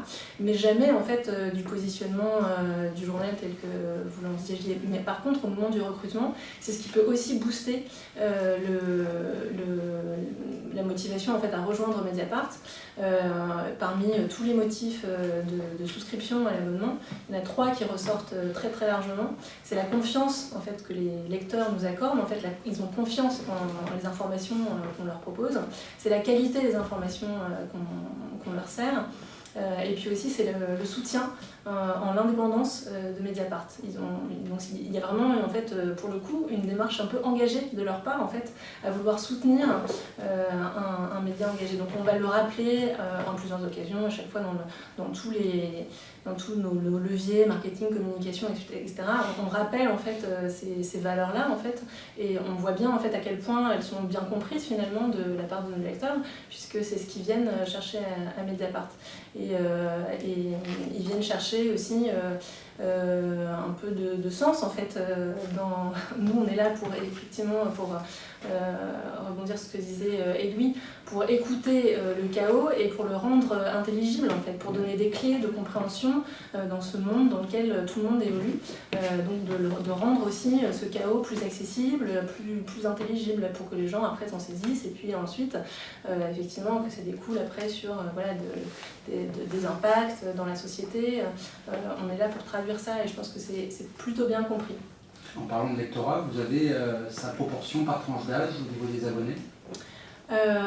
Alors pas de manière, je pourrais échanger par écrit après. On a une très grande majorité de notre lectorat qui a moins de 45 ans. Voilà. Et puis après, c'est vrai qu'on n'a pas pour habitude, en fait, de communiquer un profil type de notre lectorat, parce qu'on a un lectorat qui est pluriel et qui fluctue quand même pas mal en fonction des enquêtes et de l'information qu'on sort. Je pense notamment à l'affaire Léo Grasset qu'on a sortie en juin dernier, qui nous a ramené des milliers d'abonnés, pour la part très jeunes. Non, en fait, alors effectivement, il y en a une partie qui nous a laissé, mais il y en a une grosse partie, en fait, qui est toujours là. Mais c'était l'occasion, en fait, de leur mettre le pied à l'étrier et puis de découvrir, en fait, tout ce qu'on avait à proposer. Donc, et du coup, ça rend le lectorat un peu mouvant. On est quand même capable de s'adresser, du coup, à un lectorat divers. Et c'est tous les efforts qu'on mène, à la fois, de toute façon, via l'édito et via nos campagnes de communication, nos actions marketing, nos efforts sur le produit, notamment sur l'accessibilité, pour être un journal populaire qui s'adresse à tous. L'abonnement n'a jamais varié. L'abonnement pour les jeunes qui ont des petits revenus ou autres est toujours à 5 € par mois et 50 € par an depuis le début. Et nous faisons confiance à celles et ceux qui choisissent cet abonnement. Nous ne leur demandons pas de vérification, c'est l'abonnement faible revenu. Et je dis ça en ces temps d'inflation, nous avons toujours maintenu cet abonnement et il est toujours là. Vous avez parlé de la thématique de l'extrême droite en disant que ce serait un des axes prioritaires de Mediapart. Comment est-ce que vous comptez faire pour, on dit beaucoup en ce moment qu'il y a une crainte de monter de l'extrême droite pour les prochaines élections, etc. Donc comment vous allez organiser ce combat et est-ce que vous pensez qu'une action critique des médias est importante à ce titre-là? Karim, non, mais je peux te laisser la parole aussi, parce que Edoui intervenait dans le débat public avec son livre L'appel à la vigilance, qui parle directement de cette question-là, qui vient de sortir, autopromo. Bien sûr, l'équipe est en ordre de marche, alors il faut qu'on consolide. Je pense qu'à ce stade, on n'est pas assez nombreux encore pour traiter de cette question. C'est la question centrale, avec les questions d'écologie, pour les 5 années qui viennent. Je pense que c'est par l'enquête, l'investigation, l'impact qu'on aura, qu'on sera utile. Il faut tirer tous les fils, il faut comprendre comment ce parti, ses influences, ses sous-partis fonctionnent, comment le pouvoir actuel facilite son arrivée. Pour les prochaines années, il faut à la fois de l'analyse, il faut du reportage, il faut aller au-devant des électeurs, il faut comprendre ce qui se passe dans la tête des gens. Ça, c'est évidemment aussi très important pour nous. On est un journal d'enquête, d'investigation, mais on est aussi un journal qui veut être au plus près et comprendre ce qui se passe. Donc c'est par le reportage qu'on arrive à attraper ce genre de tendance, de mouvement. Je rappelle juste par exemple ce qui nous est arrivé avec les Gilets jaunes. On est justement, parce qu'on est un journal une rédaction qui essaye de travailler de manière très collective, et de sortir de ses rails, on a réussi à se mobiliser en groupe sur cette question. Il n'y a pas de pôle où on suivrait les syndicats et du coup on se dirait est-ce que ça appartient au syndicat, pas au syndicat, à quoi les gilets jaunes, etc. Je sais que dans certaines rédactions ça a pu déstabiliser en fait certaines personnes parce que c'était un mouvement inédit, dont on ne savait pas d'où il venait et comment il était organisé. Nous, on n'a pas ce genre de barrière, on a encore cette souplesse qui fait qu'assez vite, on peut se mobiliser, se mettre tous ensemble pour essayer de comprendre un événement. Et donc, on est allé tout de suite sur les ronds-points pour comprendre ce qui se passait. Et l'extrême droite, c'est pareil, il faut comprendre d'où ça vient. C'est pas juste la personne qui suit l'extrême droite, on essaye de travailler là aussi de manière transversale, parce que voilà, faut saisir, faut tirer les fils, ça vient de partout, et il faut s'y mettre à plusieurs. C'est la manière dont j'imagine les choses pour la suite. C'est un peu comme l'écologie d'une certaine manière, et à un moment donné, il va falloir qu'on s'y mette tous, puisque c'est l'enjeu majeur pour notre société dans les années qui viennent. Une petite chose dans le prolongement. Premièrement, sur ce mot extrême droite, moi, et pour nous tous, la question n'est pas que seulement française. Si on définit l'extrême droite, pour moi, ce n'est pas seulement telle ou telle formation politique. C'est, au fond, c'est une famille aussi bien intellectuelle, idéologique, littéraire, politique, et sous toutes sortes d'apparences, selon les circonstances, les lieux, qui contestent cette chose assez fragile qui a été proclamée dans ce pays-ci il y a un peu plus de 2 siècles, qui est l'égalité naturelle. C'est les idéologies qui pensent qu'il y a une inégalité naturelle, que les hommes sont supérieurs aux femmes, que telle origine, telle culture, telle religion, telle croyance. Si on la définit comme ça, on voit bien que cette extrême droite, elle a toutes sortes de visages, aussi bien à Moscou qu'à Téhéran, qu'à New Delhi, qu'à Jérusalem, qu'à Paris, et ainsi de suite. Donc c'est bien ce contexte-là, et c'est évidemment le propos du livre que j'ai publié est autour de cela. S'agissant de la France, je pense que la question que vous posez, et qui est totalement pertinente, c'est la question de l'état du débat public. Il y a des forces politiques diverses. L'extrême droite ne se réduit pas qu'au Rassemblement national, elle a même ses extrême droite, dans la rue et dans des actions particulières. Elle a eu 2 candidats l'année dernière, et elle peut avoir toutes sortes de déclinaisons diverses. La question qui nous alarme à Mediapart, et dont nous sommes quelque part un témoin par ce que nous représentons, c'est l'état du débat public et la responsabilité des médias et des journalistes dans le contexte de ce débat public.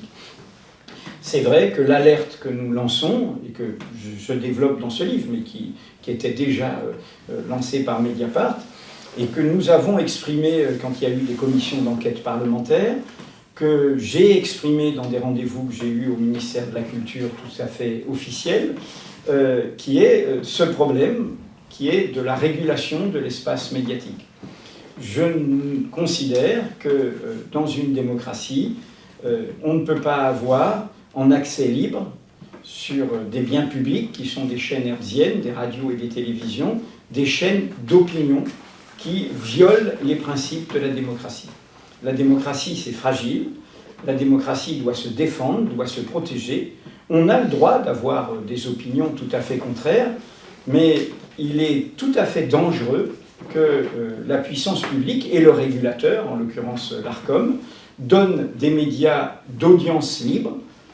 Il suffit d'ouvrir sa radio, d'ouvrir son application, d'ouvrir sa télévision, d'ouvrir son portable pour avoir accès à des lieux de diffusion d'idéologies antidémocratiques, voire d'idéologies meurtrières, s'agissant par exemple du grand remplacement. Et cela, c'est un problème. Et l'inaction actuellement du régulateur, puisque c'est un régulateur indépendant qui en a la charge, pose problème. Vous avez dû voir récemment que le président de l'ARCOM a défendu l'idée qu'il pourrait y avoir des chaînes d'opinion. Et comme je le dis dans mon livre, si l'on dit qu'il peut y avoir des chaînes d'opinion en accès libre, gratuit, sur des chaînes hertziennes, eh bien demain, après-demain, nous aurons peut-être Radio Mille Collines en France, hein, c'est-à-dire la radio qui a accompagné l'idéologie meurtrière du génocide au Rwanda. Je fais très peur en disant cela, mais l'idée que la liberté de dire, de tout dire, y compris le pire et y compris l'abject, puisse être l'alibi d'idéologie, tout ce qu'il y a de plus dangereuse pour une démocratie, qui puisse la mettre en péril, eh bien cette idée, nous la combattons et nous pensons que ce n'est pas du tout être antidémocratique, c'est au contraire protéger la démocratie de ce qui peut tout à fait la faire exploser, voire la mettre profondément en péril. Moi, j'ai une dernière question, peut-être, si on a le temps, concernant d'ordre stratégique ou technique, qui fait le lien avec ce qu'on disait sur les réserves de croissance ou d'abonnement. Depuis 1-2 ans, des médias essaient de faire la chasse au partage de comptes. On sait que les logins sont partagés, multi-partagés, etc. Je pense que c'est quelque chose que vous constatez. C'est maintenant assez facile techniquement de le faire. Est-ce que vous le constatez? Est-ce que vous l'avez chiffré? Est-ce que ça aussi, c'est une réflexion que vous engagez, malgré votre demande, votre positionnement d'ouverture, de partage, etc. Bah, effectivement, il faut quand même faire progresser l'abonné aussi. Alors, est-ce que vous l'avez en tête? Est-ce que vous y travaillez? Est-ce que vous l'avez chiffré? Oui, je peux commencer à répondre et puis ensuite tu pourras compléter. Okay. En effet, on a regardé les usages par rapport au partage de comptes. Vous avez regardé? Comment? On a regardé il y a un peu plus d'un an maintenant. On suit ça avec attention. On n'est pas convaincu que c'est un levier pour nous principal sur l'acquisition de nouveaux abonnés. Notamment, l'usage fait que quand on a un partage de compte, on n'a pas nécessairement au même moment plusieurs personnes qui utilisent le même compte abonné. C'est-à-dire que le compte abonné peut être partagé entre différentes personnes, mais ce n'est pas nécessairement au même moment. Et donc on a suivi ça, on a effectivement constaté qu'il y avait un certain nombre d'usages qui étaient problématiques, on a fait la démarche de se rapprocher de ces abonnés. Pour certains, on arrive à les convertir, c'est parfois de l'abonnement B2B ensuite, et donc des collectivités ou des entreprises à qui on va vendre un pack d'accès à notre site, à notre application. Mais dans une démarche de développement de notre portefeuille d'abonnés B2C, on n'est pas complètement convaincu que c'est ce sur quoi il faut travailler de manière prioritaire pour le moment. Pas de volonté de créer une deuxième offre famille ou collective pour l'instant à côté? On y réfléchit. En fait, effectivement, on n'a pas identifié ça comme un levier à court terme pour augmenter nos abonnements. Pourquoi? Les raisons ont été évoquées par Olivier, mais aussi parce qu'on ne mettrait pas en place en fait, un système aussi drastique que ce qui est pratiqué en fait, chez d'autres médias, avec un accès, un compte. Parce qu'en fait, il y a une culture du partage en fait, de l'information, un peu comme voilà, le journal papier circule dans une famille, et il n'y a pas, s'il y a 4 membres dans un foyer, il n'y a pas 4 abonnements. Là, pour l'abonnement, à la limite, on aimerait bien, on a quand même beaucoup réfléchi à la question. On n'a pas encore accouché d'une solution, mais parmi les pistes évoquées, il y avait plutôt quelque chose à inventer de propre en fait, à Mediapart, pour voilà, laisser quand même la possibilité de partager et et donc peut-être qu'il y aurait une limitation à, je sais pas, à 5 accès, à 10 accès, ou peut-être avec, pour éviter en fait les gros débordements, les gros dépassements, qui ne sont pas massifs à Mediapart. Effectivement, comme le disait Olivier, on s'est penché sur la question il y a déjà même plus d'1 an, et on suit ça en fait de manière mensuelle. On n'a pas détecté en fait de vrais relais de croissance. En fait.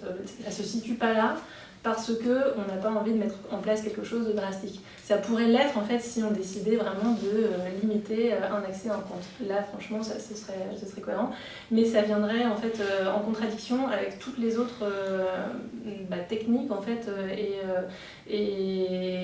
en fait on offre quand même beaucoup la possibilité de partager les articles, de les télécharger, de parrainer des amis, des proches pendant 1 mois, d'offrir un abonnement gratuit, d'offrir en illimité des articles à autant de personnes qu'on veut. Dès lors qu'on est abonné, en fait, on a toutes ces options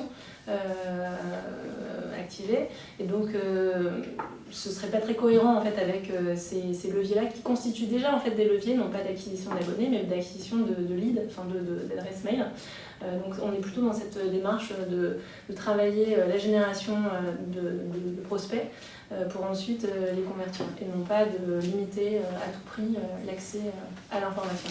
Je ne sais pas si Cédric Le Pécuchet, qui s'occupe du lien avec les abonnés, est là. Cédric, peut-être que tu veux ajouter quelque chose sur ce sujet par rapport au chantier qui concerne l'équipe qui s'occupe des abonnements, du lien avec les abonnés. Ouais. Tout à fait, ouais, ça fait une belle transition à ce qu'a dit Julie. Alors, juste pour reprendre les propos de l'idée, effectivement, on a un rôle ici au service abonné qui est, on suit aussi évidemment ces partages de comptes et nous on essaye soit de les transformer en abonnement particulier ou, et ça c'est un peu plus à la marge, en abonnement professionnel et collectif, ce qui correspond à notre pôle B2B.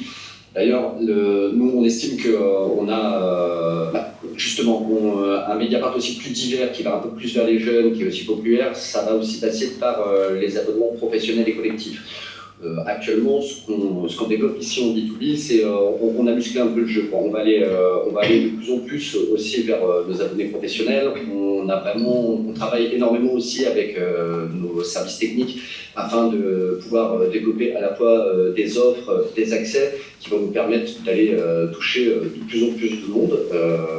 Et voilà, on pense que potentiellement, il y a un levier de recrutement qui se situe ici et on va continuer à y travailler, en tout cas dans cette prochaine année, en 2023, et la prochaine aussi, évidemment. Vous voyez, par rapport à votre question précédente, c'est l'illustration, y compris sur une question très concrète, dont on voit de qu'est-ce que c'est qu'un journal populaire qui ne fait pas juste un truc automatique pour gonfler artificiellement les abonnés, mais le lien avec les abonnés, les cas particuliers. On peut le dire en blaguant, s'il y a eu quelques secteurs d'abus sur un compte, ce serait plutôt chez d'autres médias abonnés à Mediapart. Hein. Donc c'était là qu'il y avait un problème. Je ne vais pas dire qui, mais voilà. Donc voilà, et je pense que c'est ce qu'a dit Julie, cette idée qu'un journal, ça circule d'en main en main, que ça circule de génération en génération. Tiens, mes parents sont abonnés, tiens, ils m'ont donné leur code, puis après, etc. Et ça, c'est important de rester dans cette façon de voir notre modèle commercial, notre business model, comme aussi inséré à des pratiques sociales, à des pratiques culturelles. Et ça, je crois que c'est aussi ce qui fait, pour l'avenir, pour le futur, la culture de Mediapart, d'entendre le responsable de la technique, le responsable du marketing, le responsable, etc., partager cette même culture qui est en lien avec l'éditorial. Et ça, c'est le bonheur de la transmission de Mediapart, c'est d'entendre ça. Et puisque je voulais ressouligner combien cette conférence de presse dès 15 ans est celle qui, après la succession éditoriale, engage vraiment le passage de témoins au niveau de l'entreprise. Je ne m'attendais pas à la première marque, par contre. Question technique, le service abonnement est donc internalisé, enfin votre CRM, c'est vous qui gérez tout est internalisé chez nous. Et vous avez déjà choisi votre prochain CMS Alors c'est intéressant parce que justement il y a une question qui a été posée sur le chat en visio. L'interopérabilité des bases de données, enfin tout ça c'est... Oui, c'est des bons sujets. La question qui a été posée, c'est pourquoi vous lancez dans un développement CMS en interne? Avez-vous des besoins particuliers car c'est souvent plus cher? En fait, c'est intéressant de répondre à cette question. Je ne suis pas certain qu'on ait des besoins particuliers, ce dont je suis sûr, c'est qu'on a une valeur qui est singulière, qui est très forte, qui est la valeur de l'indépendance.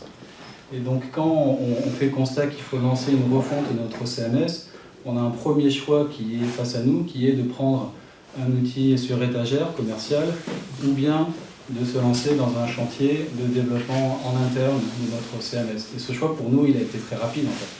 On voulait éviter de se lier avec un éditeur commercial, ce qui voulait dire ensuite être lié en termes de feuille de route, produit avec cet éditeur commercial. Voilà, et donc cette indépendance, pour nous, elle est très forte. Et donc très vite, on a fait ce choix de lancer un projet et d'un développement en interne. Une fois que ça est posé, il y a plusieurs saveurs quand même dans ce projet de refonte. Il y a une première option qui serait de partir d'un CMS libre, il y a 15 ans. Voilà, libre, open source. Il y a 15 ans, on a fait le choix de Drupal. On pourrait aujourd'hui faire le choix d'un CMS libre, open source. On pourrait aussi faire le choix de développer tout en interne, ou bien entre les deux, d'aller piocher des briques open source, libres, et les assembler entre elles pour construire notre CMS. Pour le moment, on n'a pas répondu à cette question. On ne fera pas le choix de développer tout en interne parce que ça n'a pas d'intérêt. Il y a beaucoup de briques qui sont disponibles. Et il y a aussi beaucoup de CMS maintenant libres qui sont intéressants. Donc dans les premières étapes de ce chantier, on va lancer cette étude qui va nous permettre de répondre à cette question, de soit partir sur un CMS libre, ou bien développer à partir de briques libres. Je voulais savoir concernant l'organigramme. Vous êtes devenue directrice générale il y a peu de temps. Qui vous a remplacé à l'ancien poste? Est-ce qu'il y a eu d'autres changements dans le... D'accord. Alors non, il n'y a pas eu d'autres changements et pour l'instant, j'occupe encore la fonction de directrice administrative et financière. D'accord, ça marche. J'ai eu un mandat social en plus pour la direction générale, mais je reste... Vous restez... DAF. Ok, super, merci. Si je suis écrasé demain, il y a quelqu'un au commande pour l'entreprise. La question s'est posée aussi pour vous, donc j'imagine, Louis. Comme je l'ai dit, on discute et on fait ce processus en interne. C'est forcément un processus collectif. Hein, c'est pas, on n'a jamais fait les choses comme ça de manière verticale. C'est pas le fait du prince où je vais dire tiens voilà. C'est un processus collectif, un processus de cohésion, un processus d'adhésion que nous élaborons avec celles et ceux qui sont là et qui aboutira voilà, dès qu'il sera prêt. Voilà. Et nous vous en informerons à ce moment-là, pas de souci. Vous avez signé pour un an, c'est ça? Et nos mandats, de toute façon, nos mandats sont d'un an. Hein. Depuis Marie-Hélène Smiéjean et moi-même, c'était chaque fois un an. Hein. C'est des mandats d'un an. On a toujours appliqué cette règle. Et donc, à l'occasion comme toujours, hein, on fait, on termine des comptes annuels, on les valide, on valide le budget, on valide. Il y a eu un travail n'a pas été évoqué, très important des équipes sur un nouveau plan stratégique sur 5 ans hein, de Mediapart, je dirais vraiment de 2022-2027, quoi, avec tout, et dont les traductions éditoriales vont le compléter. Et donc, dans ce contexte, eh bien, comme ça se passe toujours, au moment avant la conférence de presse annuelle, il y a les conseils d'administration qui, donc là, Marie-Hélène a cédé son poste. Cécile a été à l'unanimité élue par le conseil d'administration sur ma proposition nouvelle directrice générale et j'ai été renouvelé pour un an. Vous avez envie de terminer, d'inscrire ce nouveau mandat ou pas nécessairement? Comment dire, la relation avec Mediapart, de nous tous, les fondateurs, c'est qu'on a surtout envie que Mediapart soit en bon ordre de marche, de ne pas l'étouffer, de ne pas l'écraser. Hein. Comme je l'ai dit souvent, je ne suis pas Jean Daniel, hein, donc si vous voulez une formule, hein, je ne vais pas écraser Mediapart du poids de mon âge. Et donc, voilà, nous faisons dans les processus. Et je souligne ça parce que, je ne l'ai pas dit, mais Marie-Hélène Smiéjean est présidente de l'Association pour le droit de savoir, qui est le verrou moral de tout notre édifice. Hein, comme dans les fondations, il y a un représentant de l'État, dans les fonds de dotation, il y a un garant moral. Donc l'ADS, l'Association pour le droit de savoir, qui a une action, c'est-à-dire qui contrôle moralement dans nos statuts qui sont en accès libre un petit peu les principes éthiques de tout cet édifice, est présidé par Marie-Hélène. François Bonnet préside le Fonds pour une presse libre, façon de dire que nous, notre enjeu, c'est de faire une transmission bienveillante, solidaire, cohérente, et face à laquelle nous soyons en situation d'être protecteurs pour la suite, hein, puisque de cette manière, François Bonnet, c'est sa situation, Marie-Hélène, c'est sa situation. Donc on va organiser ça, mais je n'ai aucune ambition de m'accrocher. Non. Ce processus est en cours et il va aboutir sans aucun doute dans l'année qui vient. La trajectoire 2027, vous avez combien d'abonnés? On n'a pas fait de chiffres. On n'a pas, hein. On parle en termes de dynamique et de mouvement plutôt que de... Pour l'instant, Mediapart a fait des croissances en temps lycée de 10 000 par an, hein, à peu près. Hein, c'est ça qu'on a. Hein, voilà. On verra. L'événement, c'est le dieu du journalisme. Hein. L'inattendu, l'imprévu, ça a été dit sur les gilets jaunes, ça a été dit sur la crise sanitaire, sur la guerre en Ukraine, sur laquelle on s'est beaucoup investi. On verra. Hein, on verra. Bon, ce qui est sûr, c'est qu'il y a eu un événement par rapport à cette dépression dont vous parliez. Je pense qu'il y a eu un événement déceptif qui est la campagne présidentielle. En presse quotidienne, une campagne présidentielle, c'est normalement une explosion des ventes, des lecteurs, où que ce soit. Et on voit bien que cette campagne, par dérobade du président sortant, quelque part, n'a pas été le lieu d'un grand enjeu, d'un grand débat, comme ça aurait pu. Hein, comme ça aurait pu. Et là, on est au cœur de notre crise démocratique qui a une incidence sur la dépression médiatique, sans aucun doute, plus ce poids des opinions dont nous parlons, qui n'arrête pas de faire des ravages en lieu et place du travail d'information. Merci à vous toutes et tous. Merci beaucoup. Merci de votre attention.